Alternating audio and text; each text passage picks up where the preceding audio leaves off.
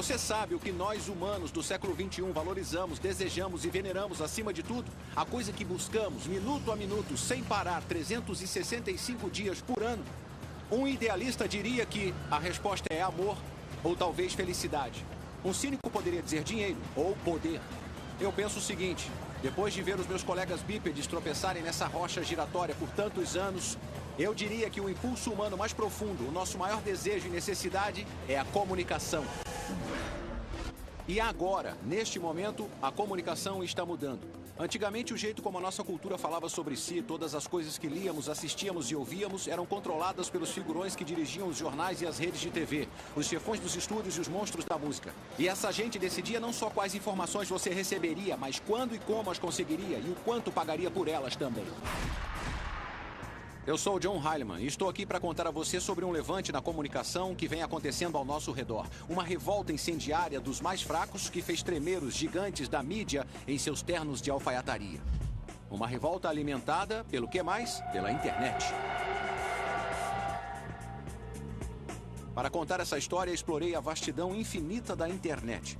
De seus quadrantes mais movimentados até os seus esconderijos mais infecundos. Penetrei nos bastidores do Vale do Silício, mergulhando nos assuntos e reuniões dos líderes de uma nova geração de empresas como o YouTube e o MySpace e o Facebook. Empresas que começaram a transformar a rede em um meio de mão dupla, interativo e democrático. Controlado por ninguém, mas moldado por todos. Em outras palavras, o nosso meio. Eu também mergulhei na história da rede para contar a você a história de como as sementes dessa transformação notável foram lançadas. Hoje todos nós sabemos como a rede mudou o mundo, mas esta é a história de como a rede está transformando a rede. A internet.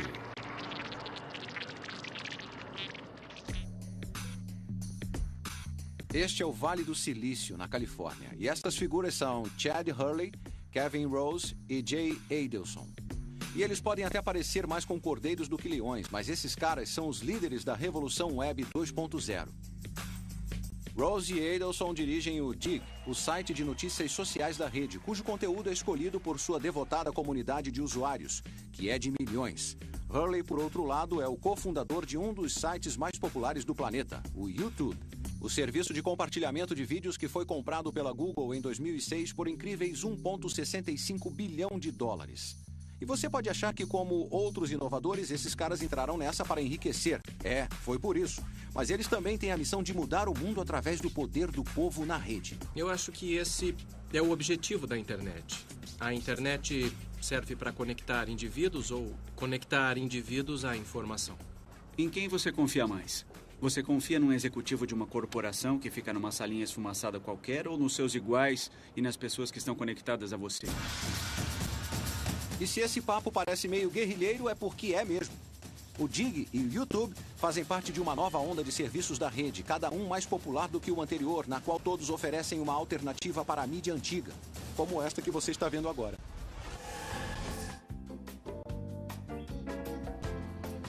Até bem recentemente, a velha ordem da televisão operava com base em uma série de costumes antigos e antiquados. E caras incrivelmente carismáticos e ligeiramente irritantes, gente como eu, viajavam o mundo com todas as contas pagas e salários astronômicos, sendo filmados por caras como estes. Para a pessoa comum, a indústria da TV era impenetrável. Era um clubinho que controlava o que iria ao ar. O tubo deles, em outras palavras. Mas não mais. Hoje, a indústria da TV está sendo escancarada, tornando-se acessível para todos. E tudo por causa do YouTube e de uma transformação que se resume em seu slogan: transmita a si mesmo. Antes eram só as empresas de mídia tradicionais que controlavam os portais de distribuição. E eles também controlavam o que era produzido. Mas nós achamos que todos têm a oportunidade ou deveriam ter a chance de ser ouvidos. Não surpreende que alguns titãs da televisão considerem o YouTube tão ameaçador, especialmente depois de seu casamento com o Google. Mas o que Chad Hurley e a sua gangue fizeram foi dar a todos um poder que estava restrito apenas aos mestres da grande mídia. Eles deram a todos e cada um de nós a nossa própria torre de transmissão, da qual podemos transmitir os nossos vídeos caseiros, quer sejam brilhantes ou débeis mentais, a uma plateia em potencial de milhões. No Dig está acontecendo um experimento semelhante, mas, neste caso, o assunto não é o frívolo entretenimento televisivo, mas o mais sério dos assuntos: notícias. Como um jornal, o Dig é uma cornucópia dos acontecimentos mais recentes no mundo. Mas aquilo que vai parar na primeira página do Dig não é decidido por nenhum mauricinho metido à âncora de jornal, é decidido por você, o usuário. E quanto mais pessoas Dig, que equivale a dizer votam, por uma determinada história, mais destaque ela terá no site. Bom, era sempre um punhado de editores que determinava o que ia para a primeira página de um jornal ou de qualquer mídia impressa. Agora são os nossos quase 1 milhão de editores registrados, constantemente à procura de grandes notícias, informações, histórias, vídeos e tudo mais para expor à comunidade. O que o Dig está fazendo é mostrar que um blog pode estar no mesmo nível que o New York Times e que cabe ao público decidir o que é importante. O pessoal, tanto do YouTube como do Dig, acreditam em uma teoria chamada sabedoria das multidões. Eles também estão cientes do fato de que nada nos agrada mais do que o som da nossa própria voz e a nossa própria imagem projetada numa tela. E no momento ninguém compreende melhor tudo isso do que este garoto, Mark Zuckerberg, de 22 anos, fundador de um borbulhante site de interconexão social, o Facebook. O motivo de você passar tanto tempo se comunicando com seus amigos, sabe, e com outras pessoas que você respeita, é porque as opiniões deles e o que dizem significam muito para você. Então, o que tentamos fazer no Facebook foi mapear todos os relacionamentos que as pessoas têm. Há cerca de um ano, cruzei o país num voo com Arthur Sulzberger, o editor-chefe do New York Times, e com Mark Zuckerberg. Zuckerberg chegou 20 minutos atrasado para o jato do New York Times, imagine, vestindo um short de ginástica e de chinelos. Ouvir a ele e Sulzberger falar sobre um futuro da mídia foi como ouvir um marciano conversando com um bastão de beisebol. Terminado o voo, Sulzberger me perguntou o que eu achava de Zuckerberg. Eu disse que o achava esperto, mas jovem. Sulzberger respondeu: é esperto, mas muito jovem e muito sortudo. E disse que ele era só a novidade do mês. Um ano depois, o preço das ações e os lucros do New York Times estavam em queda livre e a empresa reconhecia que a sua estratégia na rede era uma confusão só. Enquanto isso, o Facebook estava cada vez mais popular, a caminho de se tornar uma empresa multibilionária de capital aberto e possivelmente até mesmo o próximo Google. Bom, sempre foi muito surpreendente, né? Quer dizer, só pelo fato de que continua a crescer a mais de 3% toda semana. Isso quer dizer, quando você chega a um índice de crescimento de mais de 200 mil usuários por dia, você pergunta, isso vai durar ou vai continuar a crescer? Pois cresce e consistentemente. O Facebook é um fenômeno genuíno, assim como seu rival na interconexão social, o MySpace, e assim como o YouTube. Um dia você nunca ouviu falar neles, e no dia seguinte estão por todo lado, em casa, no escritório, no laptop dos nossos filhos, e admitamos, no nosso também.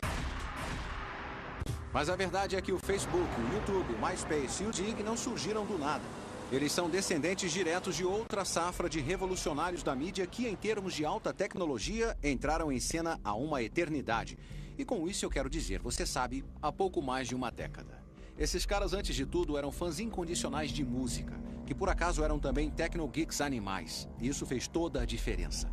O ataque que eles lançariam sobre o status quo na indústria musical seria a base sobre a qual o YouTube e o Facebook seriam construídos. E eles lutariam essa batalha sem nada além de coragem e um fluxo de códigos de computador. Quando a rede adentrou as nossas vidas em meados da década de 1990, apesar de toda a retórica insurrecionista que inspirava, ela era apenas mais uma fonte de informações para nós. Nada muito diferente da televisão, do rádio e dos jornais, exceto por usar a forma digital através de uma tela de computador. Mas hoje a rede rapidamente se tornou uma via de mão dupla para dar e receber. Assistimos e postamos videoclipes no YouTube. Blogamos, mandamos fotos e partilhamos detalhes íntimos da nossa vida obsessivamente em sites de interconexão social como o Facebook e o MySpace. Nos últimos 100 anos, a mídia de massa vinha funcionando através de umas poucas empresas grandes, que basicamente coletavam o que eles consideravam as informações mais interessantes que impunham ao seu público. Agora, um número grande de indivíduos pode compartilhar informações do mesmo modo como só essas empresas grandes faziam antes. Garotos como Mark Zuckerberg, do Facebook, estão enfrentando os gigantes da indústria da mídia tradicional. Mas as sementes dessa rebelião foram plantadas há pouco mais de 10 anos. Mas hoje todos estamos um pouco apáticos em relação à rede. Não damos valor às grandes mudanças que ela causou na nossa vida diária, especialmente quando o assunto é como consumimos a mídia. Mas pare por um segundo e volte a, digamos, meados dos anos 90 e relembre como costumava ser. Lembre do processo incrivelmente chato para conseguir uma música nova ou até mesmo ouvir essa música nova. E do jeito que eu me lembro era mais ou menos assim. Primeiro você ouvia uma música de que gostava no rádio, talvez. Aí você tinha que sair de casa e procurar uma loja de discos. Você fuçava um pouco, encontrava a música que estava procurando e então percorria todo o caminho de volta para casa. Por fim, você voltava para a sua sala confortável com o seu novo e caro CD, comprado só por causa daquele single que você tinha gostado. Colocava no seu CD player, botava os pés para cima e começava a escutar.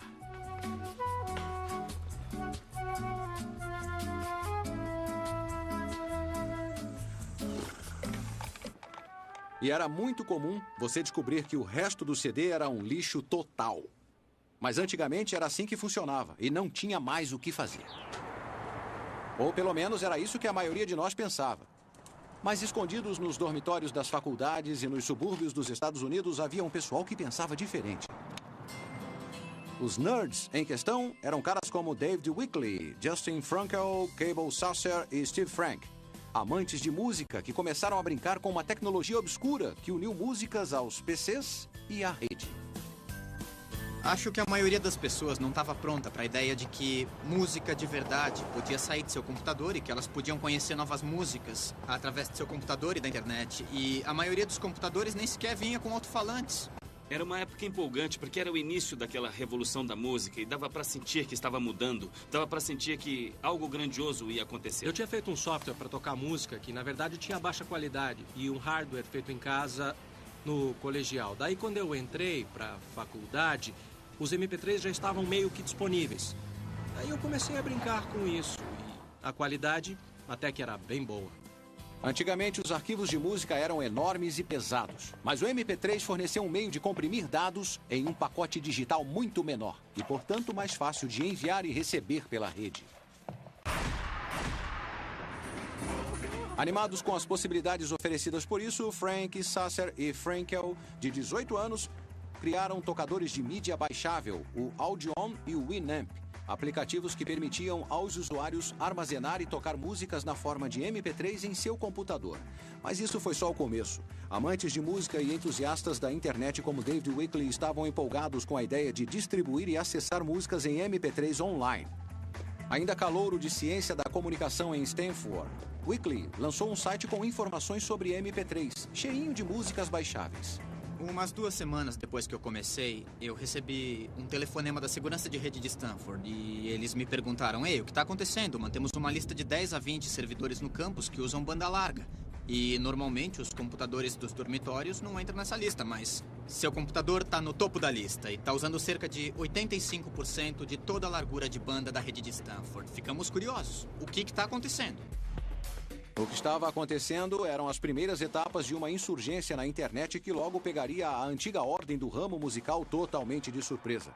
Porque, em Los Angeles, executivos como Jay Sammet, da gravadora EMI, haviam garantido seu conforto fazendo as coisas da mesma maneira tecnofóbica que sempre haviam feito. MP3, áudio na rede, ripar, mixar, queimar. A reação deles foi: sem chance. A indústria fonográfica como indústria, todas as gravadoras trabalhando juntas, bancaram um projeto chamado Madison, que era um teste com a IBM para pôr gravadores de CD nas casas das pessoas. Esse foi um teste feito em San Diego para ver se os consumidores comprariam, baixariam e gravariam música. E a conclusão desse teste caríssimo feito pela IBM e por essas grandes gravadoras foi que os consumidores nunca iriam querer fazer isso. Que revelação brilhante essa!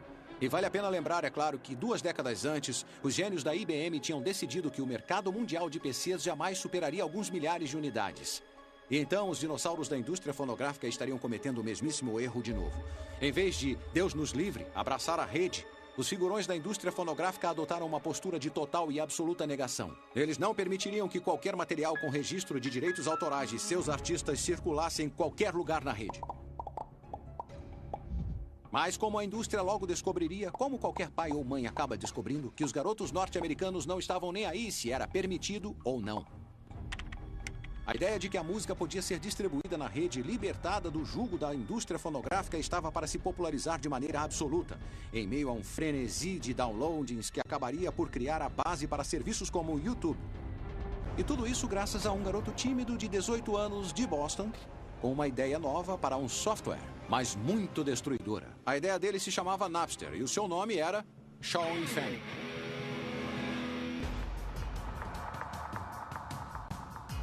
Em 1999, Fanning estudava na Universidade Northeastern, em Boston.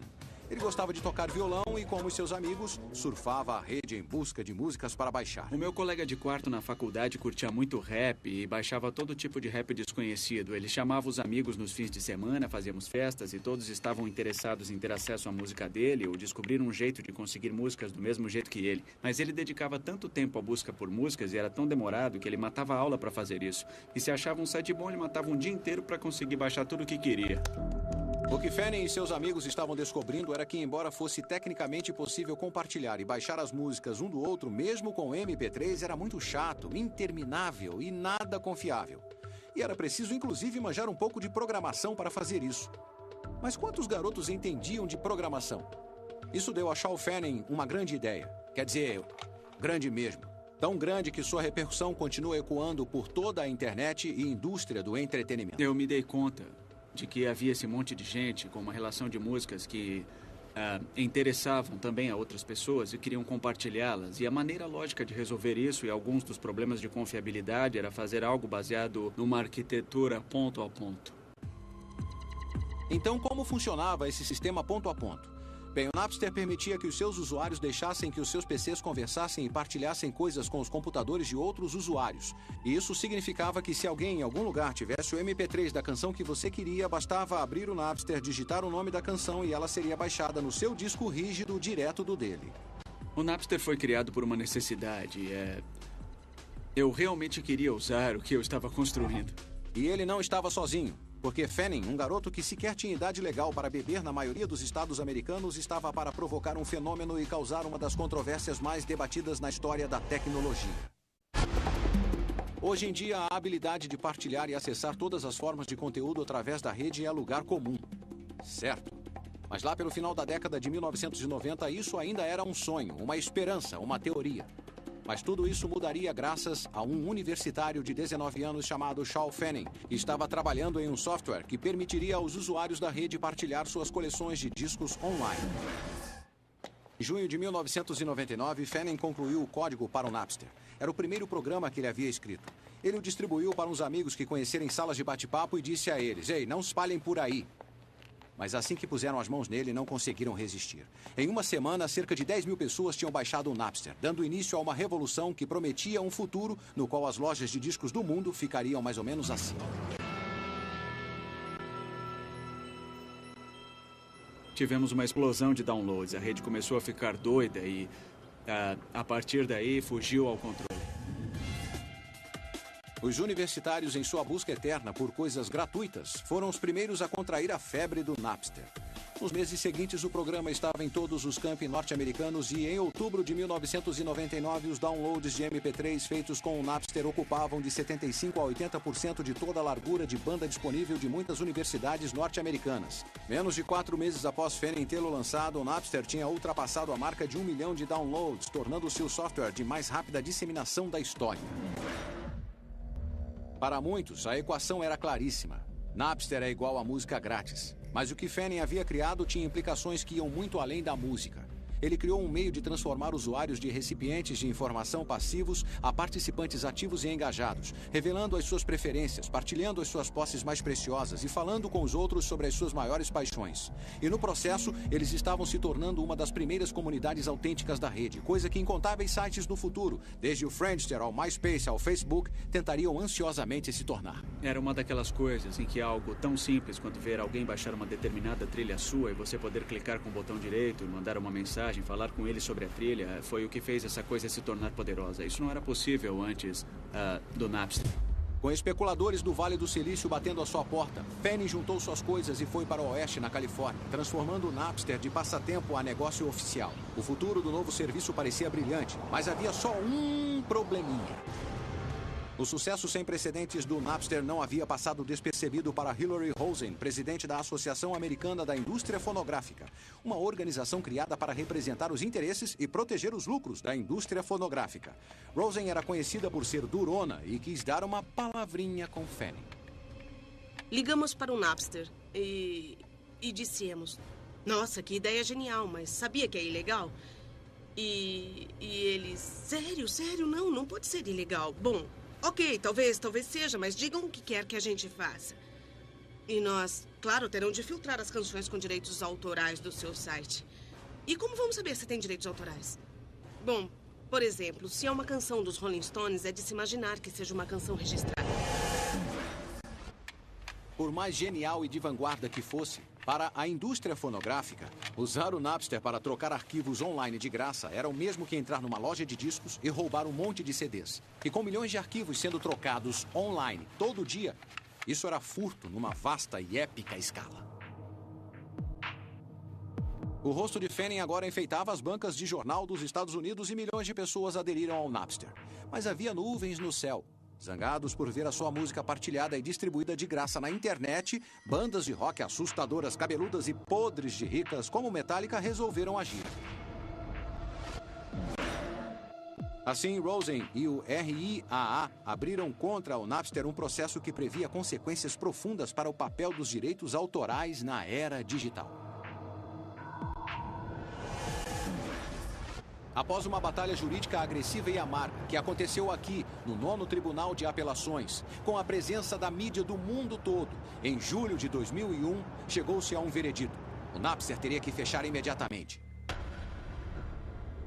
A indústria fonográfica havia vencido, pelo menos por hora, mas também havia mostrado que era uma força reacionária. Em vez de abraçar o futuro, ela havia entrado em pânico e declarado guerra contra os seus clientes, chamando-os de foras da lei em vez de considerá-los o que eles eram, fãs. Vingada nos tribunais, a indústria fonográfica podia reclamar vitória em sua guerra contra o compartilhamento de arquivos. Ela havia fechado o Napster e mandado Shaw Fanning plantar batatas. E incentivou Steve Jobs e a Apple a criar a loja iTunes, onde músicas eram vendidas a 99 centavos de dólar cada, com uma proteção anti-pirataria que deixou as gravadoras muito felizes. Mas como se perceberia mais tarde, o suposto triunfo da indústria fonográfica parecia mais uma vitória vazia e inútil. O fechamento do Napster impediu o declínio das vendas de músicas? Não. Elas continuaram a sua longa e constante queda em espiral. E fechar o Napster impediu a troca ilegal de arquivos depois? Não.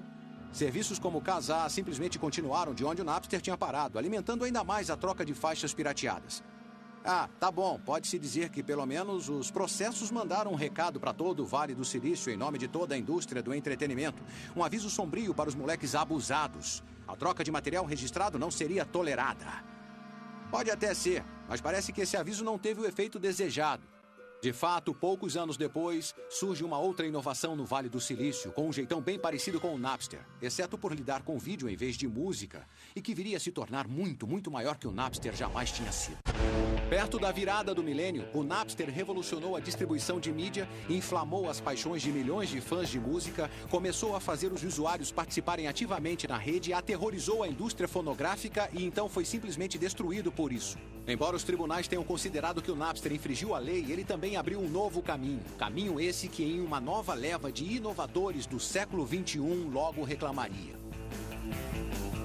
E o mais conhecido entre esses inovadores, é claro, é o YouTube, que nos últimos 2 anos se tornou uma sensação mundial, em grande parte por permitir o acesso a incontáveis clipes de séries de sucesso da TV, séries produzidas e de propriedade de empresas de mídias gigantes como a Viacom.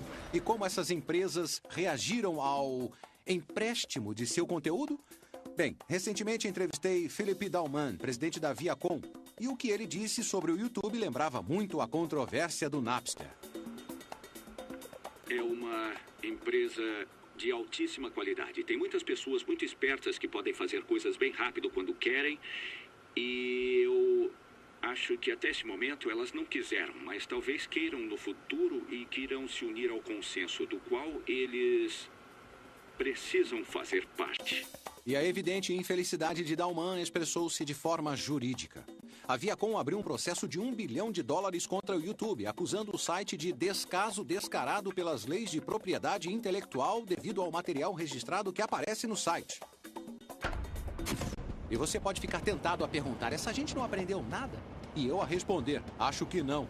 Embora o YouTube remova qualquer material registrado assim que o dono solicita, e embora o YouTube esteja tentando criar um sistema mais fácil, parece que os medos de Dauman não diminuíram. Mas fazer o YouTube ceder não será tão fácil quanto fechar o Napster, porque, diferentemente do Napster, o YouTube não é mais uma entidade sem verba. O seu benfeitor tem uma conta bancária enorme. É o gigante das buscas, o Google, que comprou o YouTube no final de 2006.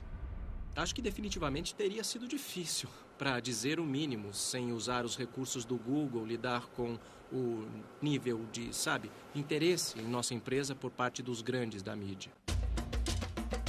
O YouTube pode ter se tornado o maior alvo na tentativa da velha guarda proteger os seus flancos. Mas embora o serviço realmente tenha se tornado um lugar onde milhões de pessoas postem e compartilhem material registrado, essa pode não ser a maior ameaça que o YouTube representa para os gigantes da mídia. Acredito que o que está afetando a eles não são só os efeitos da internet. A internet abre novas oportunidades de distribuição que eles não necessariamente controlam. E as pessoas têm a oportunidade de criar o seu próprio conteúdo. E as pessoas estão divertindo a si mesmas. E eu acho que no final o objetivo é esse. Às vezes elas se sentem ameaçadas pelo fato de que as pessoas preferem ver a si mesmas do que ver o conteúdo deles. Desde a sua criação, o YouTube tem estado na vanguarda do movimento pelo conteúdo criado pelo usuário. Ele oferece uma plataforma para as pessoas expressarem a sua criatividade e saciarem a sua vaidade. As pessoas ficaram doidas por ele e postam online incontáveis vídeos, digamos de qualidade muito variável. YouTube não veio sozinho. Com a ascensão de sites como Craigslist e Flickr, Dig e Match.com, postar vídeos online se tornou apenas uma das muitas maneiras pelas quais as pessoas se tornaram participantes ativos numa rede que cada vez mais passou a ser uma via de mão dupla. Compartilhar suas músicas, vender coisas, expor fotos pessoais para arranjar um encontro. Com essa mudança de atitude, instalou-se uma nova era na internet. Uma era em que o conteúdo é criado pelas massas, fruto de sua sabedoria e de sua estupidez. Uma era rotulada como Web 2.0.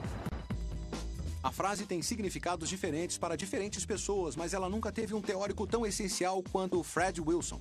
Wilson é um especulador de Nova York, um homem muito rico e banca serviços de vanguarda da Web 2.0 como o Delicious e o Twitter. Ele também é um blogueiro altamente respeitado, com uma audiência imensa de pessoas ansiosas para ler os seus devaneios e saber não só sobre dinheiro e investimentos, mas sobre o significado de tudo. Acontece que as pessoas abrem seus navegadores e acessam a rede. Agora podem realmente contribuir com ela.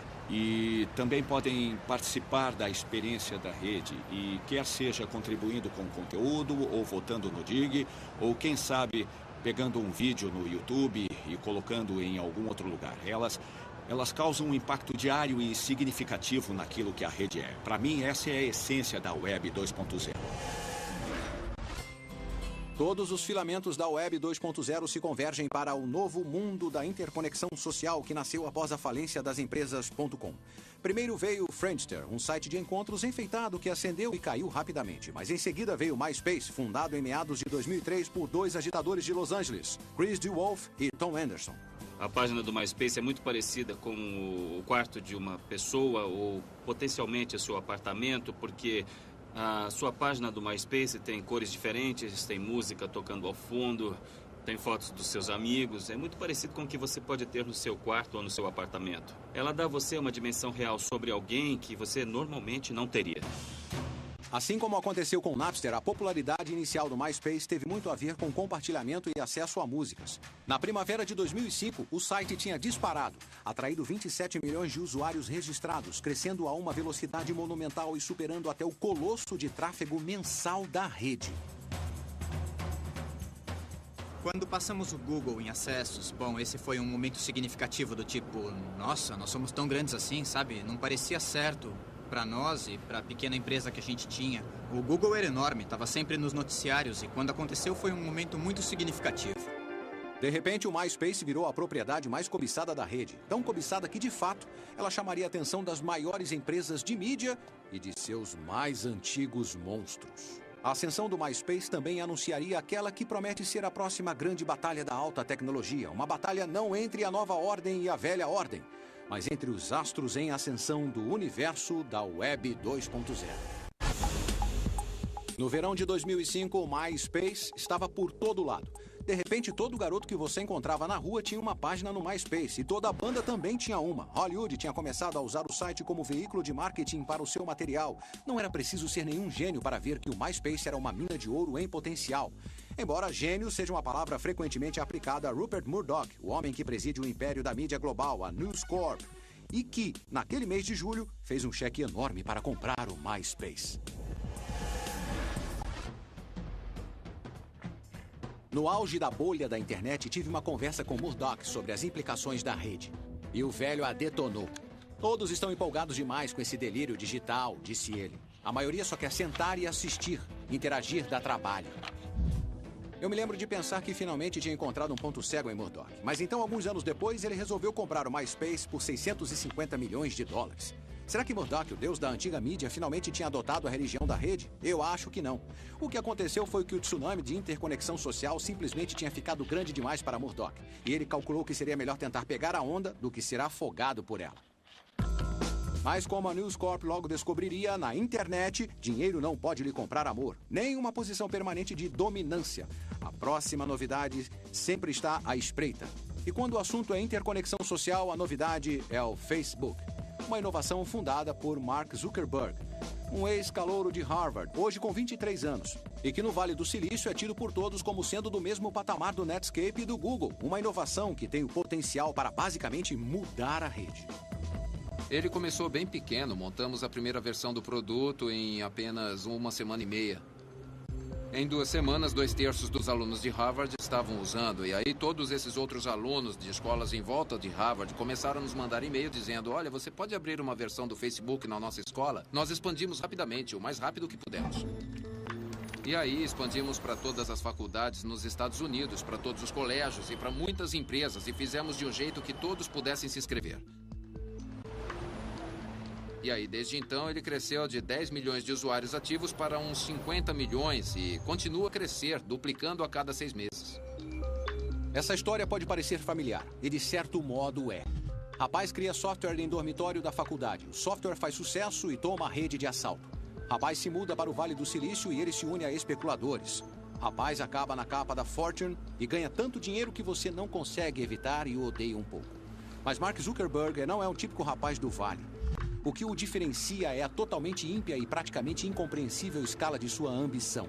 É o tipo de ambição que nos lembra de um jovem Bill Gates, que começou com a meta de pôr um PC em cada escrivaninha em todos os lares e escritórios no mundo, e todos rodando com software da Microsoft. Ou o pessoal da Google, cuja meta é organizar e tornar acessíveis todas as informações via Google. No caso de Zuckerberg, a sua maior ambição é criar um serviço que capture a totalidade da conectividade humana. Para criar, pode-se dizer, a máquina definitiva de relacionamentos. O que tentamos fazer no Facebook foi mapear todas as relações que as pessoas têm. E olha que existem bilhões delas no mundo todo. E aquilo que podemos chamar de agregado das relações das pessoas, nós chamamos de rede social. Rede social pode parecer mais um jargão do Vale do Silício, mas não é.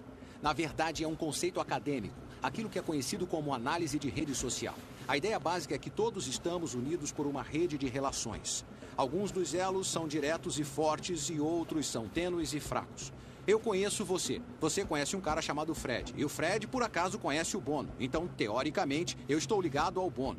É aquele lance dos 6 degraus de separação. Todos estão ligados a todos, por mais distante que seja. Agora, imagine um diagrama de todas essas conexões interpessoais. Essa é a rede social. Então, quando Zuckerberg fala em mapear, englobar e replicar online toda a imensidão da rede social mundial, bem, era isso que eu queria dizer sobre ele ser extraordinariamente ambicioso. Contudo, as ambições de Zuckerberg não terminam com a rede social. Ele quer transformar o Facebook no Windows da rede, uma plataforma sobre a qual os criadores de software possam construir aplicativos para tornar o site mais útil e mais completo. E nesse ínterim, desenvolver um novo modelo de propaganda. O desenvolvimento da plataforma foi uma coisa que aconteceu muito rápido e nos primeiros 4 dias de seu lançamento, essa empresa, a iLike, já havia construído um aplicativo de música e tinha mais de 1 milhão de usuários. E coisas como essa são muito doidas, mas foi interessante ver a velocidade com que cresceu. Embora ainda esteja no início e os aplicativos atuais do Facebook não sejam muito úteis, o potencial dessa plataforma não pode ser subestimado. Esse é um dos principais motivos pelos quais a Microsoft não estava apenas disposta, mas também ansiosa por pagar 240 milhões de dólares por apenas 1,6% da empresa de Zuckerberg no ano passado. Mas se Zuckerberg vai se tornar o novo Bill Gates da rede, é claro que isso ainda não se sabe.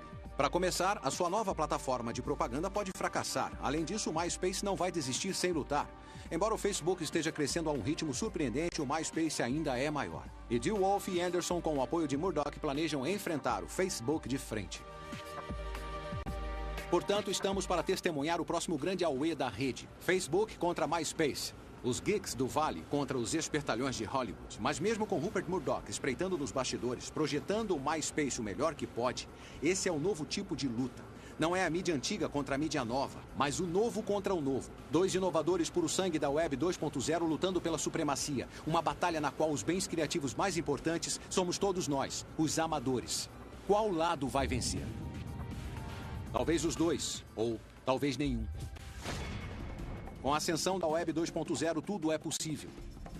Há dinheiro circulando, negócios estão sendo fechados, milionários estão sendo criados da noite para o dia. Mas o que acontece hoje também destaca a verdadeira importância da rede que emergiu nos dias do Napster.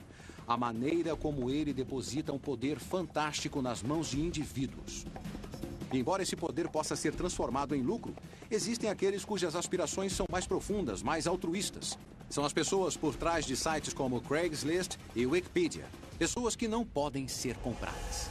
À medida que a mídia tradicional tem observado a emergência da rede de 2 vias, os seus habitantes começaram a imaginar e até temer pelo futuro de suas indústrias e até deles próprios. E entre os mais temerosos estão os meus amigos que trabalham em lugares como este, no do jornalismo profissional, pois nada resume mais as tendências democratizantes da Web 2.0 do que aquela nova forma de expressão que conhecemos como blog.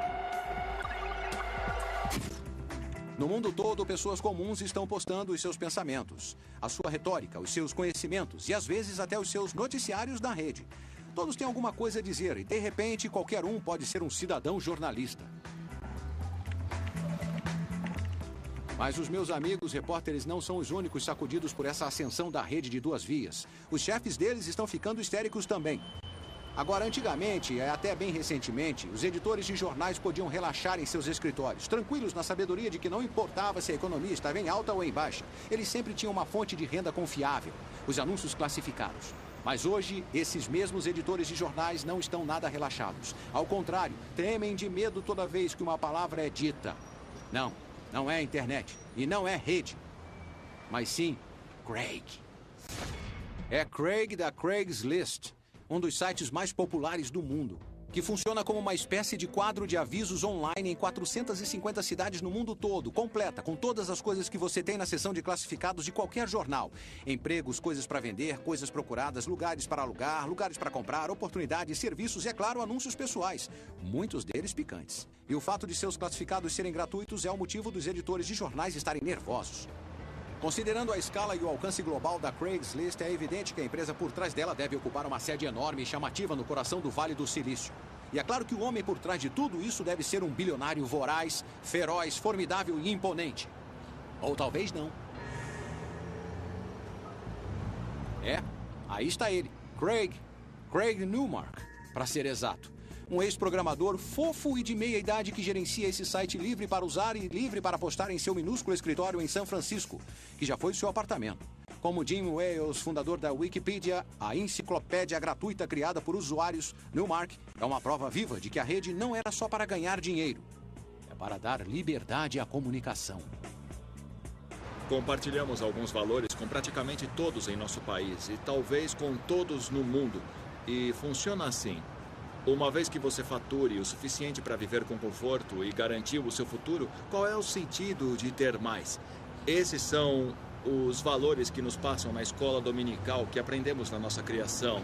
E vamos seguindo desse jeito. Estamos numa era em que as pessoas estão começando a perceber que comunidades que supervisionam a si mesmas, podem produzir trabalhos de altíssima qualidade, quer sejam software de fonte aberta ou algo como a Wikipedia, a abertura, a transparência, contanto que você tenha normas sociais estabelecidas que incentivem o bom trabalho e desencorajem as coisas ruins, o produto resultante disso é muito bom.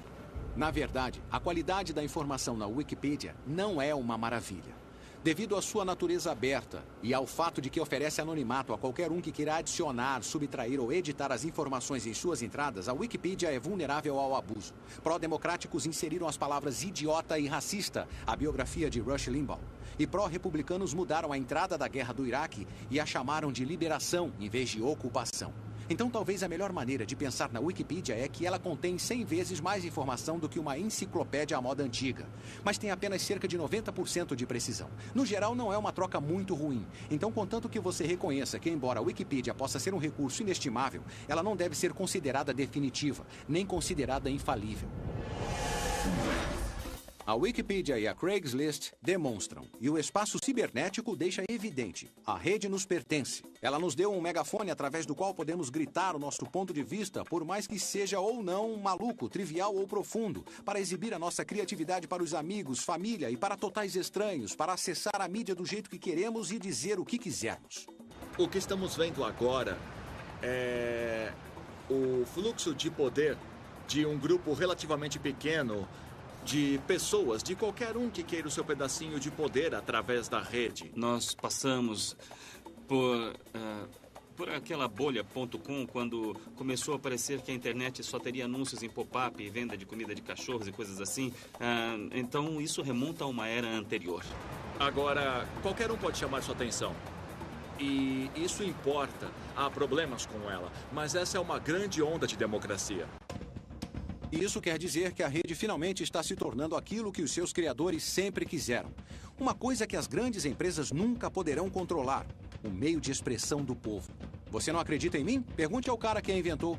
Originalmente, a ideia da rede é que ela seria uma via de mão dupla com a qual eu poderia contribuir. E na última década, a rede não fez isso, mas estamos retomando a ideia de uma rede de mão dupla. Então, o fato de ser um espaço onde as pessoas podem escrever um blog e contribuir para uma wiki é muito empolgante para mim, porque trazem a pessoa comum de volta como autor.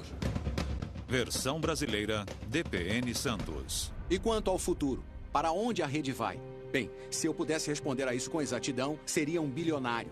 E com certeza, sob nenhuma circunstância, partilharia essa informação com você. Mas o que eu sei é a direção geral das mudanças que estão por vir na rede. Maior, mais veloz, mais social, mais penetrante, mais consumidora, mais envolvente. E quer gostemos ou não, a rede tomou vida própria. Ela é autocatalítica. Os dominós iniciaram a sua reação em cadeia, mas ainda restam muitos a cair.